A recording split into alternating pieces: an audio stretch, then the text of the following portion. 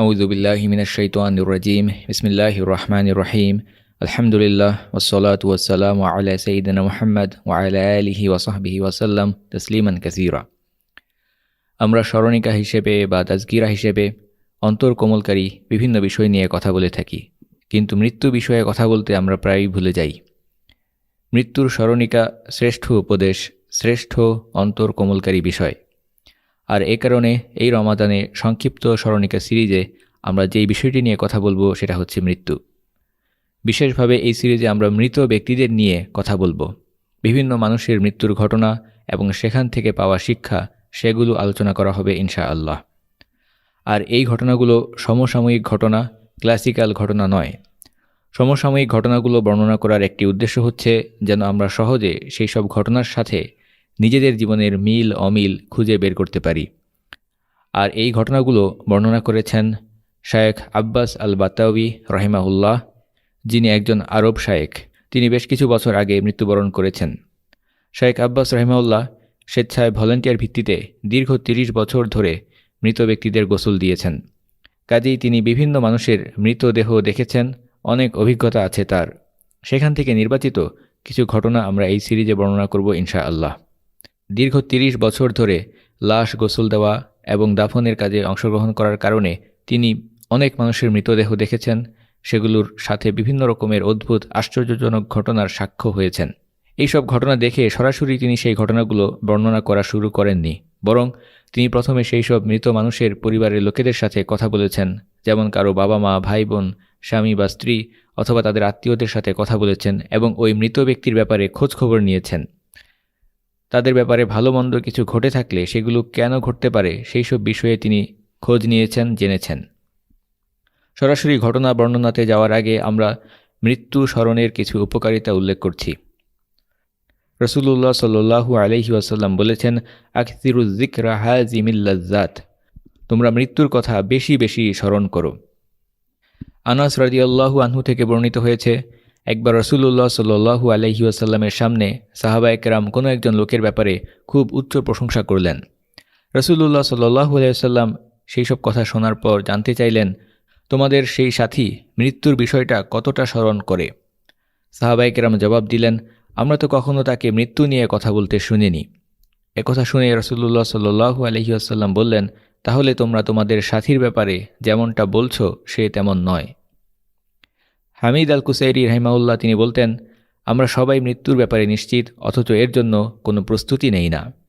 আমরা সবাই জান্নাতের ব্যাপারে নিশ্চিত, অথচ জান্নাত পাওয়ার জন্য যে আমল করা দরকার সেগুলো করি না। আমরা সবাই জাহান্নামের ব্যাপারে নিশ্চিত, অথচ জাহান্নামকে ভয় করে চলি না। তিনি প্রশ্ন করেন, এই অবস্থায় তোমাদের এত আনন্দ কিসের? তোমরা কিসের জন্য অপেক্ষা করছো? মৃত্যুর জন্যই তো অপেক্ষা করছো। মৃত্যু হলো আল্লাহ তাআলার পক্ষ থেকে পাঠানো প্রথম প্রতিনিধি। এই মৃত্যু হয়তো তোমার জন্য সুখবর নিয়ে আসবে অথবা দুঃসংবাদ নিয়ে আসবে।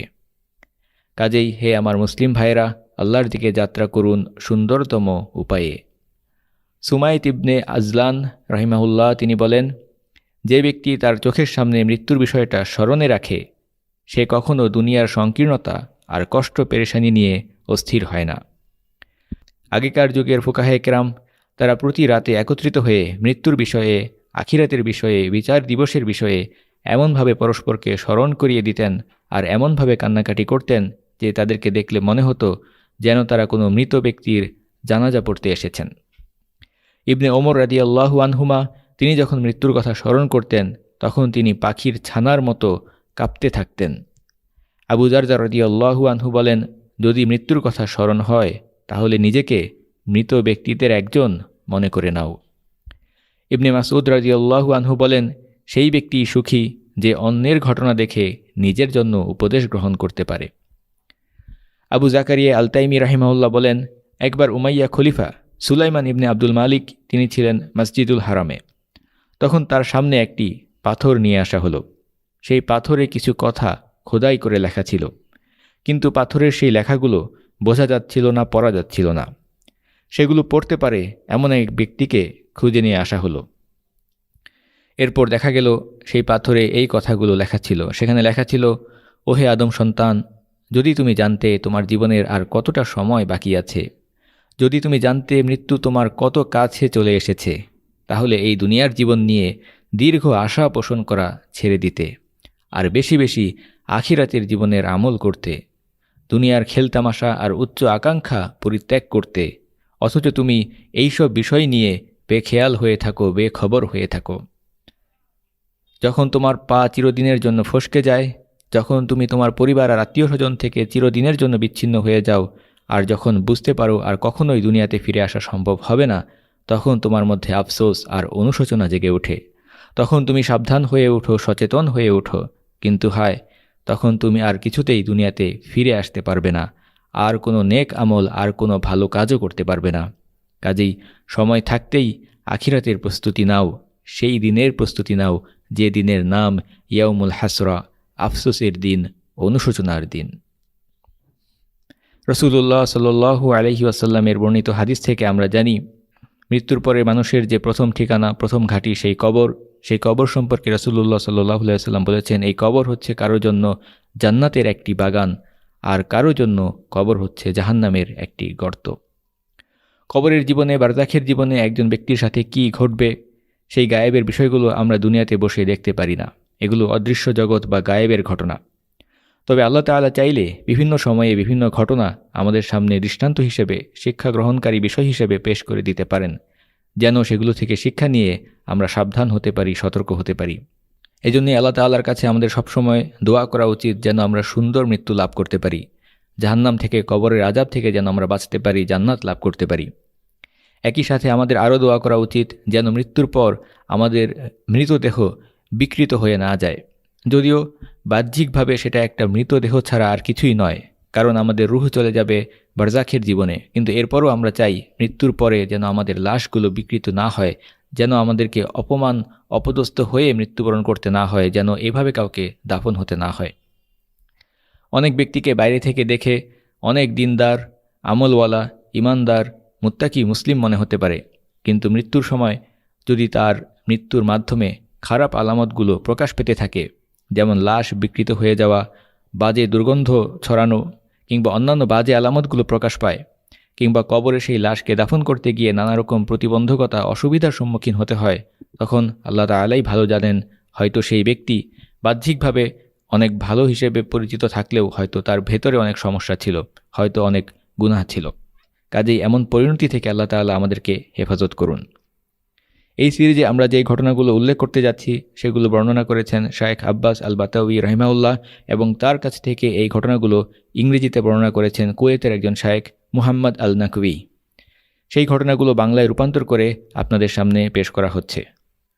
প্রথম ঘটনাটি হচ্ছে একজন মহিলার ঘটনা। শায়েখ আব্বাস বাতাউই বলেন, তিনি যখন সেই মাইয়েতের কাছে যান, তখন শুরু থেকেই সব কিছু কেমন যেন ওলট পালট মনে হচ্ছিল।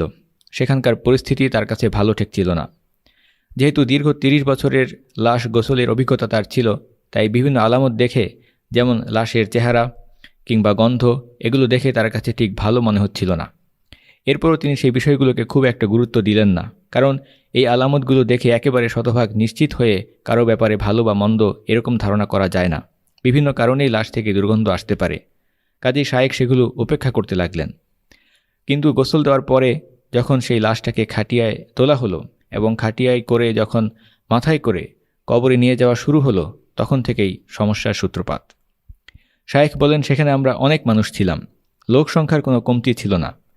কোনো ভারী বস্তু যদি ওঠানোর দরকার হতো তাহলে একটা গাড়ি উল্টে দেওয়ার মতো লোকজন সেখানে ছিল। কিন্তু শায়েখ বলছেন, যখন সেই মহিলার লাশটা খাটিয়া থেকে তুলে কবরের ভেতরে রাখার চেষ্টা করা হচ্ছিল, তখন কিছুতেই মহিলার লাশটা খাটিয়া থেকে ওঠানো যাচ্ছিল না। ৫ থেকে ৬ জন শক্তিশালী পুরুষ মিলেও একজন মহিলার লাশ উঠাতে পারছিল না। এই অবস্থা দেখে আরও কয়েকজন ব্যক্তি এগিয়ে আসেন, কিন্তু এরপরেও সবাই মিলেও লাশ উঠাতে পারছিলেন না। সেই অবস্থায় শায়েখ আশ্চর্য হয়ে ভাবলেন, নিশ্চয়ই এখানে কোনো সমস্যা থাকতে পারে। তিনি আশ্চর্য হয়ে ভাবতে লাগলেন, এই অবস্থায় তিনি কি করবেন। মৃত ব্যক্তিদেরকে কিভাবে দাফন করতে হবে এই সংক্রান্ত যত মাসলা মাসাইল আছে, যত ফিকহের কিতাবাদি তিনি পড়েছেন, যত ঘটনা পড়েছেন, কখনো এই ধরনের ঘটনার সামনে তিনি পড়েননি। যেমন হয়তো কোনো ব্যক্তি রক্তপাত হচ্ছে, এই অবস্থায় মারা গেছে, তাহলে তাকে কিভাবে দাফন করতে হবে সেই বিষয়ে বর্ণনা আছে। অথবা কোনো লাশ মৃত্যুর পরে খণ্ড খণ্ড হয়ে গেছে, সেটাকে কিভাবে গোসল দিতে হবে, কিভাবে দাফন করতে হবে, এই বিষয়গুলোর বর্ণনাও আছে। এই ধরনের অনেক পরিস্থিতির বর্ণনা ফিকহের কিতাবাদিতে আছে, কিন্তু এইরকম একটি পরিস্থিতি যেখানে কিছুতেই কবরে লাশ নামানো যাচ্ছে না, এত ভারী মনে হচ্ছে যে কেউই সেটাকে তুলতে পারছে না, এইরকম পরিস্থিতির সামনে তিনি কখনো পড়েননি। কাজী শাহেখ আব্বাস তিনি আরেকজন মাশায়েখের কাছে এই বিষয়ে জানতে চেয়ে ফোন দিলেন এবং সেখানে তিনি কি করবেন সেই পরিস্থিতিতে তার কাছে সাহায্য চাইলেন। তখনকার সেই অবস্থায় পরিস্থিতি খুবই খারাপ ছিল। খাটিয়া এবং কবরের মাঝখানে দাঁড়িয়ে শায়েখ আরেকজন শায়েখের কাছে ফোন দিলেন। কাজেই চিন্তা করুন সেই অবস্থায় পরিস্থিতি কতটা খারাপ হতে পারে। অনেক চেষ্টার পরেও কিছুতেই কবরে লাশ নামানো যাচ্ছিল না। শায়েখ আব্বাস এই অবস্থায় হাল ছেড়ে দিলেন এবং ফোন করে আরেকজন শায়েখের কাছে পরামর্শ চাইলেন। সেই অবস্থাটা দীর্ঘ আলাপের সময় নয়, কাজেই খুব অল্প কথায় তিনি পরিস্থিতিটা বুঝিয়ে দিলেন এবং জানতে চাইলেন যে এই অবস্থায় আমার কি করা উচিত, আপনি আমাকে পরামর্শ দিন। যাকে ফোন করা হয়েছিল সেই শায়েখ বললেন, এখন আপনারা কিছুক্ষণ কোরআন তেলাওয়াত করে দেখতে পারেন। জবাবে শায়েখ আব্বাস বললেন, কিন্তু আমি তো জানি এই মৃত ব্যক্তি সে এই কোরআন তেলাওয়াত শুনবে না, এই তেলাওয়াত তার কোনো উপকারে আসবে না। কাজেই তিনি জানতে চাইলেন যে এখন কোরআন তেলাওয়াত করে কী লাভ হবে। ফোনের অপর প্রান্ত থেকে জবাব এলো, তবুও চেষ্টা করে দেখুন, কারণ আমার কাছে এই প্রশ্নের আর কোনো জবাব নেই, আর কোনো উত্তর নেই। কাজেই কোরআন পড়ে দেখুন কিছু হয় কিনা। তখন শায়েখ ওই মৃত মহিলার খাটিয়ার কাছে এসে কোরআনের বিভিন্ন জায়গা থেকে যেখান থেকে মনে আসছিল সেটাই তিলাওয়াত করতে লাগলেন।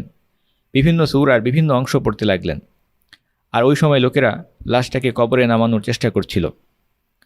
অনেকক্ষণ চেষ্টা করার পর লাশের পায়ের দিকের অংশটা একটু উপরে তোলা সম্ভব হলো।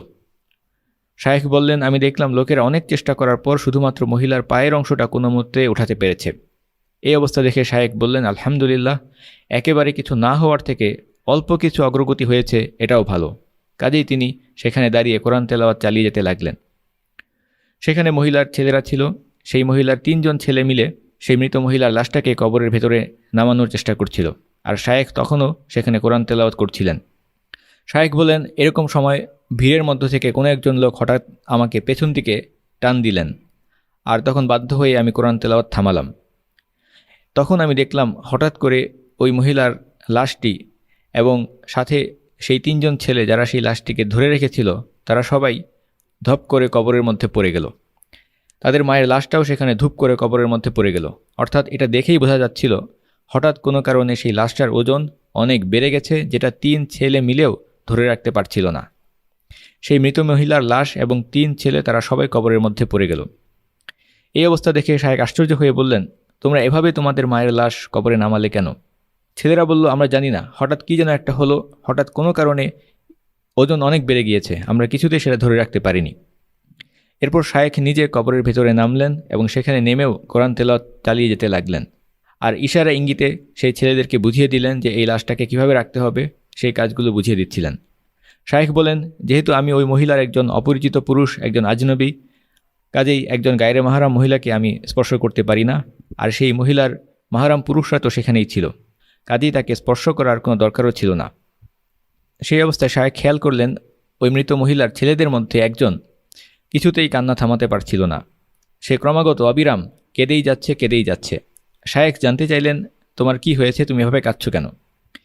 ছেলেটা কাঁদতে কাঁদতে বলল, শায়েখ, আল্লাহ আপনাকে হেফাজত করুন, আপনার কাছে আমার একটা অনুরোধ, আমার মায়ের কোনো গোপন বিষয় দেখবেন না, কারো কাছে প্রকাশ করবেন না। শায়েখ বললেন, আমি এই লাশের অর্থাৎ তোমার মায়ের গোপন কিছুই দেখিনি, তুমি কিসের কথা বলছো? ছেলেটা বলল, ঠিক আছে, যদি না দেখে থাকেন তাহলে এটাই, আর কিছু জানার দরকার নেই। এই কথাগুলোর কি অর্থ শায়েখ কিছুই বুঝলেন না। এরপর তিনি যখন সেখানে কবর থেকে উঠে আসবেন, সেই অবস্থায় ছেলেটা আবার শায়েখের কাছে জানতে চাইল, আমি কি শেষবারের মতো আরেকবার আমার মায়ের চেহারাটা দেখতে পারি? শায়েখ বললেন, ঠিক আছে, আমি যখন কবর থেকে উঠে যাব তখন তুমি চেহারা দেখতে পারো, তাহলে আমি তোমার মায়ের চেহারা দেখব না। এই বলে শায়েখ কবর থেকে উঠে এলেন, আর ছেলেটা কবরে সেই মায়ের লাশ কাপড়টা সরিয়ে চেহারা আরেকবার দেখল। এরপর আবার সেখান থেকে কাঁদতে কাঁদতে উঠে আসলো। এবার আরও বেশি কান্নাকাটি করছিল এবং কিছুতেই সে কান্না থামাতে পারছিল না। শেষবারের মতো লাশ দেখার অনুমতি চাওয়ার সময় ছেলেটা শায়েখের কাছে প্রতিশ্রুতি দিয়েছিল, যদি আমি কিছু দেখে থাকি তাহলে সেটা আপনাকে বলবো, কিন্তু আপনি অন্য কোনো মানুষকে জানাবেন না। এরপর যখন দাফনের কাজ সমাপ্ত হয়ে যায় তখন শায়েখ সেই ছেলেটাকে একপাশে নিয়ে জিজ্ঞাসা করলেন, কি সমস্যা, তুমি কাঁদছো কেন? ছেলেটা কিছুতেই বলতে রাজি হচ্ছিল না, কিন্তু শায়েখ বললেন, তুমি আমার সাথে ওয়াদা করেছো, প্রতিশ্রুতি দিয়েছ, তোমাকে বলতে হবে তুমি কি দেখেছ। অনেক জোরাজুরির পর শেষ মুহূর্তে ছেলেটা রাজি হলো এবং বলল, ঠিক আছে, আমি কেবল একটি কথাই বলবো। এইমাত্র যে মহিলাকে আমরা দাফন করে এসেছি সেই মহিলা আমার মা নয়। এই কথা শুনে শায়েখ আশ্চর্য হয়ে বললেন, তুমি এসব কি বলছো? আমার কাছে সমস্ত কাগজপত্র ডকুমেন্ট আছে এবং সেখানে তোমার মায়ের নাম লেখা আছে, তুমি যে তার ছেলে সেটাও লেখা আছে। কিন্তু ছেলেটা আল্লাহর নামে কসম করে বলল, ওয়াল্লাহি, আমি এইমাত্র যেই মহিলার চেহারা দেখে এসেছি কবরে সেই মহিলার চেহারা আমার মায়ের চেহারা নয়। ছেলেটা বলল, যখন আমার মাকে গোসল দেওয়া হয়েছে তখন আমি পাশেই ছিলাম। আমার মায়ের চেহারা ফর্সা, উজ্জ্বল বর্ণের, কিন্তু কবরে আমি যেই মহিলার চেহারা দেখে এলাম সেটা একেবারে কালো পাথরের মতো কুচকুচে একটা চেহারা। সেটা কিছুতেই আমার মায়ের চেহারা হতে পারে না। এই কথা বলেই ছেলেটা আগের মতো অবিরাম কাঁদতে লাগলো। এরপর শায়েখ সেই ছেলের কাছে জানতে চাইলেন কেন এই ধরনের ঘটনা ঘটল, কোনো সমস্যা আছে কিনা। কিন্তু ছেলেটা কিছুই বলল না, সেখান থেকে চলে গেল। মূল ঘটনাটা এখানেই শেষ। শায়েখ আব্বাস বলেন, কয়েক মাস পরে আরেকটি ঘটনার সূত্রে সেই ছেলেটির সাথে তার দেখা হয় এবং এটা ঘটে আল্লাহ নির্ধারিত তাকদীর অনুসারেই। শায়েখ আরেকটি জানাজা পড়াচ্ছিলেন, সেখানে একজন যুবক শায়েখের দিকে এগিয়ে এলো। শায়েখ সেই যুবকটিকে দেখে চিনতে পারলেন না। যুবকটির মুখে অনেক বড় বড় দাড়ি এবং কপালে সিজদার চিহ্ন। ছেলেটা জানতে চাইল, শায়েখ আপনি কি আমাকে চিনতে পেরেছেন? শায়েখ বললেন, আমি ঠিক মনে করতে পারছি না, তুমি কে? ছেলেটা তখন স্মরণ করিয়ে দিল যে আপনি কয়েক মাস আগে কবরে একজন মহিলার লাশ নামাতে গিয়েছিলেন এবং সেখানে কিছুতেই সেই মহিলার লাশ কবরে নামানো যাচ্ছিল না। আপনি কি সেই ঘটনা স্মরণ করতে পারেন? আমি সেই মহিলার ছেলে।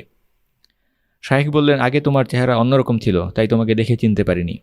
ছেলেটা বলল, হ্যাঁ, আমি তওবা করেছি এবং এখন আমি আল্লাহ তাআলার দ্বীন পরিপূর্ণভাবে মেনে চলার চেষ্টা করি, নিজেকে পরিবর্তন করেছি। শায়েখ বললেন, সেই দিন কিন্তু তুমি আমাকে ওয়াদা দিয়েছিলে, কিন্তু তুমি কিছু না বলেই সেখান থেকে আমাকে চলে গিয়েছিলে। তোমাকে বলতে হবে যে সেখানে কি ঘটেছে, কি সমস্যা হয়েছিল।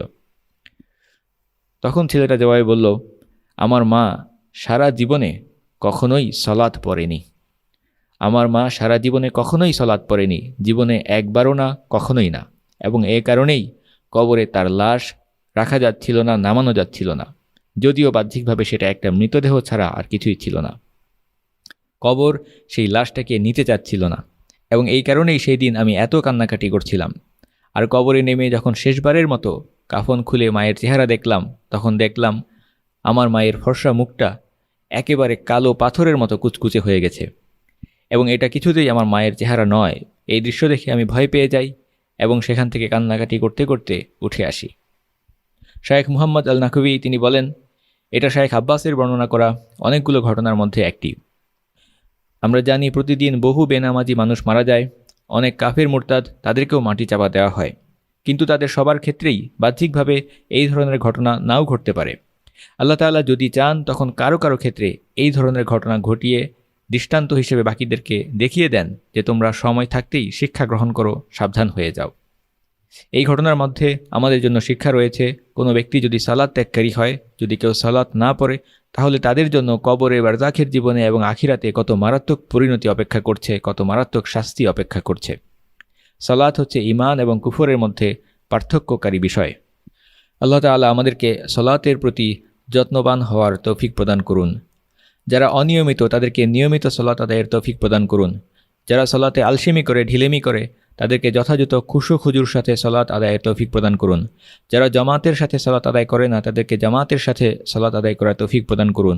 পুরুষদের জন্য জামাতে সালাত আদায় করা ওয়াজিব বা বাধ্যতামূলক। বিনা ওজরে পুরুষরা কখনোই পৃথকভাবে সালাত আদায় করতে পারে না। পুরুষদের জন্য সালাত আদায়ের সর্বোত্তম জায়গা হচ্ছে মসজিদে জামাতে সালাত আদায় করা, আর নারীদের জন্য সালাত আদায়ের সর্বোত্তম জায়গা হচ্ছে তার নিজস্ব ঘরে একান্ত নীরব নিভৃত স্থানে। আরেকটি সংক্ষিপ্ত ঘটনা দিয়ে আমরা আজকের পর্ব শেষ করছি ইনশাআল্লাহ। শায়েখ আব্বাস রাহিমাহুল্লাহ আরেকজন মহিলার ঘটনা বর্ণনা করেছেন। সেই মহিলা দিন রাত গান বাজনা শুনত এবং সেই মহিলার মৃত্যুর পর আরেকজন মহিলা, যিনি সেই মৃত লাশটাকে গোসল দিতে এসেছিলেন, তিনি শায়েখের কাছে ফোন দিয়েছিলেন এবং ফোন দিয়ে তিনি বলেন, শায়েখ, আমি খুবই সমস্যার মধ্যে পড়েছি, আমি এসেছি একজন মহিলার লাশ গোসল দিতে, কিন্তু এখন বাকি কাজটা শেষ করতে পারছি না। শায়েখ জানতে চাইলেন, তোমার কি সমস্যা হচ্ছে আমাকে বলো। সেই মহিলা বলল, এই মহিলাটি মারা গেছে এমন একটি অবস্থায় যখন তার একটা হাত কোমরের উপরে রাখা, আরেকটা হাত মাথার পেছনে রাখা এবং একটা পা নাচের ভঙ্গিতে উঁচু করে আছে। মৃত্যুর পরে সেই লাশ দেহ শক্ত হয়ে গেছে, হাত কিছুতেই সোজা করা যাচ্ছে না, কোমরে ধরে রাখা হাতটা সোজা করা যাচ্ছে না, মাথার পেছনে রাখা হাতটাও সোজা করা যাচ্ছে না, আর উঁচু হয়ে থাকা পা সেটাও সোজা করা যাচ্ছে না। জবাবে শায়েখ বললেন, ঠিক আছে, আস্তে ধরে হাতটাকে সোজা করার চেষ্টা করো। মহিলা বললেন, আল্লাহর কসম, আমি অনেক চেষ্টা করেছি কিন্তু কিছুতেই সোজা করা যাচ্ছে না, আর যদি বেশি জোরে চাপ দেই তাহলে হাত পা ভেঙে যাওয়ার আশঙ্কা আছে। রাসূলুল্লাহ সাল্লাল্লাহু আলাইহি ওয়াসাল্লাম আমাদেরকে জানিয়েছেন, যদি কোনো মৃত মানুষের হাত পা কিংবা হাড় ভেঙে ফেলা হয় তাহলে সে জীবিত মানুষের মতোই কষ্ট অনুভব করে। এই কারণে মৃতদেহ গোসলের সময়ে বেশি গরম পানি ব্যবহার করতে নিষেধ করা হয়, আবার খুব ঠান্ডা পানিও ব্যবহার করতে নিষেধ করা হয় একই কারণে। জীবিত মানুষ যে ধরনের আরামদায়ক গরম পানিতে গোসল করে, লাশকেও সেই ধরনের আরামদায়ক গরম পানি দিয়ে গোসল করাতে হয়। সেই মহিলার কথা শুনে শায়েখ বললেন, ঠিক আছে, তাহলে একটা তোয়ালে গরম পানিতে ভিজিয়ে নাও এবং সেটা দিয়ে সে মৃতদেহের হাত পা মুছে নরম করে সোজা করার চেষ্টা করো। জবাবে সেই মহিলা বলল, শায়েখ, আপনি গরম পানি দিয়ে টাওয়েল ভিজিয়ে নিয়ে সেই মহিলার হাত পা নরম করার কথা বলছেন?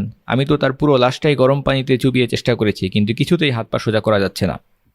এ কথা শুনে শায়েখ জানতে চাইলেন, তাহলে ওই মহিলার পরিবারের লোকেদের কাছে জিজ্ঞাসা করুন, খবর নিন কেন তার এই অবস্থা হলো।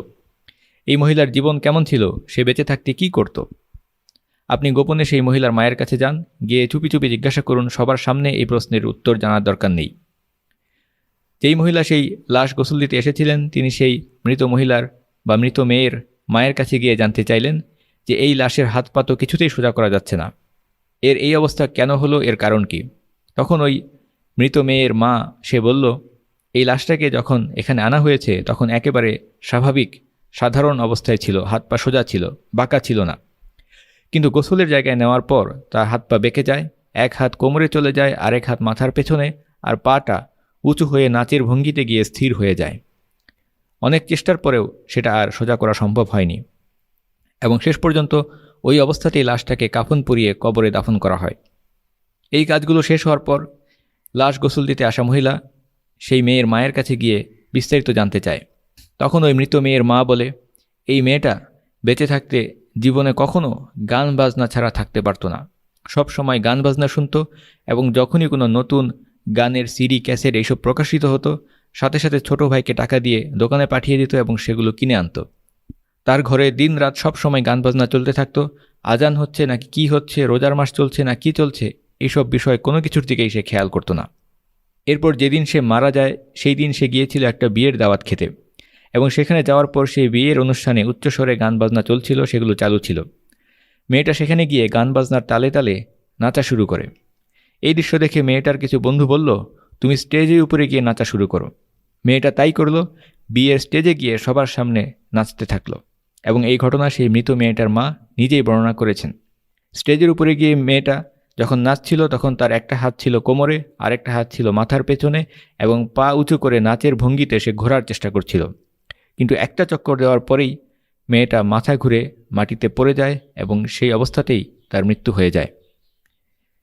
মেয়েটা মাটিতে পড়ে যাওয়ার সাথে সাথে আশেপাশের লোকজন সেখানে ছুটে আসে এবং তাড়াতাড়ি করে তাকে পাশের আরেকটা কক্ষে নিয়ে যায় এবং সেখানে তার গায়ে পানি ছিটিয়ে জ্ঞান ফিরিয়ে আনার চেষ্টা করে।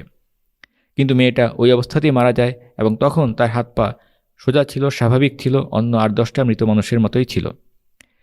কিন্তু যখন লাশ গোসলের সময় হয়, কবরের যাওয়ার সময় হয়, তার আগে হাত পা বাঁকা হয়ে যায়, সেটা আর কিছুতেই সোজা করা সম্ভব হয়নি। শেষ পর্যন্ত এই অবস্থাতেই তাকে দুনিয়া থেকে বিদায় নিতে হয় এবং এই অবস্থাতেই তার আখিরাতের জীবনের যাত্রা শুরু হয়, এই অবস্থাতেই তাকে কবরে নামানো হয়। একজন মানুষ দুনিয়াতে যেমন জীবন কাটায় তার শেষ পরিণতিও ঠিক তেমনটাই হয়।